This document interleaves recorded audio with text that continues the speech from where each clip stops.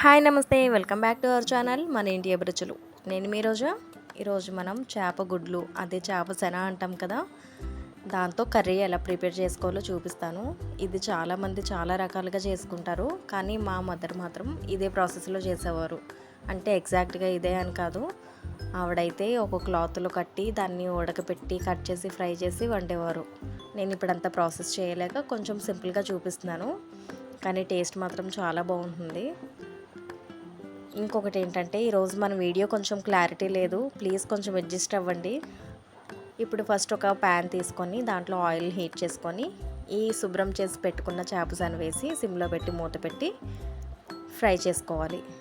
దీన్ని ఫ్రై చేసుకుంటున్నప్పుడు మధ్య మధ్యలో తిరిగేస్తూ ఉండాలి, లేదంటే ఒకవైపే ఫ్రై అవుతుంది, పైన అంతా మాత్రం ఉడకనట్టే ఉండిపోతుంది. ఫ్రై చేసుకునేటప్పుడు కూడా సిమ్లో కంపల్సరీ పెట్టుకోవాలి, లేదంటే మధ్యలో కుక్ అవ్వదు.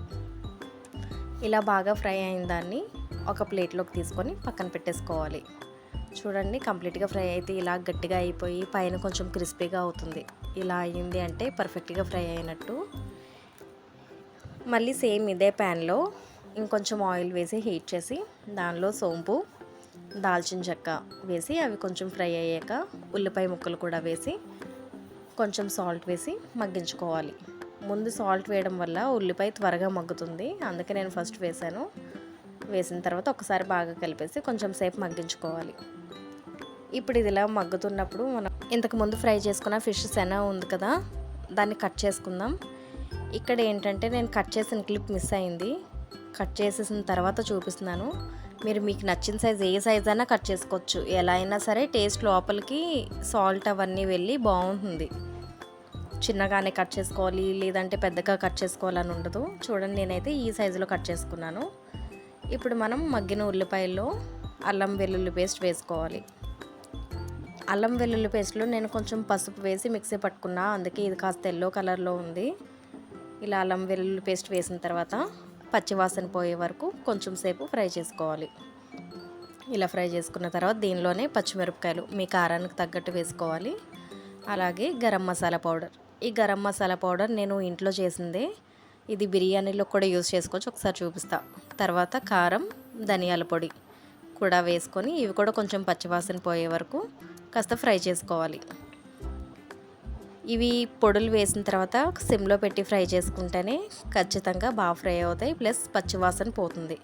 తర్వాత దీనిలోనే కసూరి మేతి కూడా వేసుకోవాలి. కసూరి మేతి ఆప్షనల్, మీ దగ్గర ఉంటే వేసుకోవచ్చు, లేదంటే లేదు. ఇలా కసూరి మేతి కూడా వేసిన తర్వాత ఒకసారి కలపాలి. ఇంకొకటి ఏంటంటే, నేను ఫస్ట్ చేపసాను వేసినప్పుడు అది కొంచెం కలర్ చేంజ్ అయినట్టుంది కదా, అంటే కొంచెం బ్లాకిష్లో ఉన్నప్పుడు పచ్చిది, అది ఏం లేదు. నేను 2 days బ్యాక్ తీసుకున్నది, అది ఫ్రిడ్జ్లో స్టోర్ చేయడం వల్ల కలర్ చేంజ్ అయింది. చాలామందికి ఫ్రిడ్జ్లో స్టోర్ చేస్తే కలర్ చేంజ్ అవుతుందన్న విషయం తెలీదు, అందుకే చెప్తున్నాను. ఇప్పుడు ఉల్లిపాయలు మసాలాలు మగ్గిన తర్వాత దీనిలోనే 1 గ్లాస్ వాటర్ పోయాలి. 1 గ్లాస్ అయితే సరిపోతుంది, ఎక్కువ వాటర్ పట్టవు దీనికి. వాటర్ పోసిన తర్వాత మీడియం ఫ్లేమ్లో పెట్టి కొంచెం మరిగించుకోవాలి. ఇలా మరుగుతున్నప్పుడే ఫస్ట్ కట్ చేసుకున్న పీసెస్ ఉన్నాయి కదా, అవి మొత్తం వేసేయాలి. వేసినప్పుడు కొంచెం జాగ్రత్తగా వేయండి, పైకి తూలుతుంది, అందుకని కొంచెం కొంచెంగా జాగ్రత్తగా మొత్తం వేసేసి అవి విడిపోకుండా జాగ్రత్తగా కలపాలి. మీరు స్పీడ్గా కలిపేస్తే అవి కొంచెం ముక్కల ముక్కల కింద పొడి పొడిగా అయినట్టు అయిపోతాయి. అలా కాకుండా కాస్త జాగ్రత్తగా కలిపారు అంటే ముక్క ముక్కలానే ఉంటుంది. ఇలా కలుపుతున్నప్పుడు మాత్రం మీడియం ఫ్లేమ్లోనే పెట్టి వాటర్ కొంచెం దగ్గర పడే వరకు మూత పెట్టకుండా ఉంచేసేయండి. కొంచెం దగ్గర పడుతున్న టైంలో కొత్తిమీర తరుగు కూడా వేసుకోవాలి, మీకు నచ్చితే కరివేపాకు కూడా వేసుకోవచ్చు. ఇలా కొత్తిమీర వేసి ఒక్కసారి మళ్ళీ జాగ్రత్తగా కలిపి సిమ్లో పెట్టి మూత పెట్టి ఒక 3 to 5 minutes ఉంచితే సరిపోతుంది. ఎక్కువ టైం అవసరం లేదు, 3 to 5 minutesలో వాటర్ కూడా దగ్గరికి వచ్చేస్తాయి. చూడండి, కన్సిస్టెన్సీ ఎలా ఉంది అంటే కర్రీ రెడీ అయిపోయినట్టే. ఎక్కువ వాటర్ కింద ఉండకూడదు, అలానే మరీ ఫ్రైలాను ఉండకూడదు, ఇలా ఉంది అంటే సరిపోతుంది. ఈ స్టేజ్లో మనకి వాటర్ ఉన్నట్టు కనిపించినా చల్లారిన తర్వాత మొత్తం దగ్గరికి అయిపోతుంది. ప్లేట్లోకి తీసి సర్వ్ చేసేసుకోవడమే. ఇది రైస్లోకి మాత్రమే కాదు, బిర్యానీలోకి చపాతీలోకి కూడా చాలా బాగుంటుంది. ఇలా ఫ్రై చేసుకొని చేసుకోవడం వల్ల నీచు వాసన కూడా రాదు. ఒకసారి మీరు ట్రై చేయండి. Thanks for watching.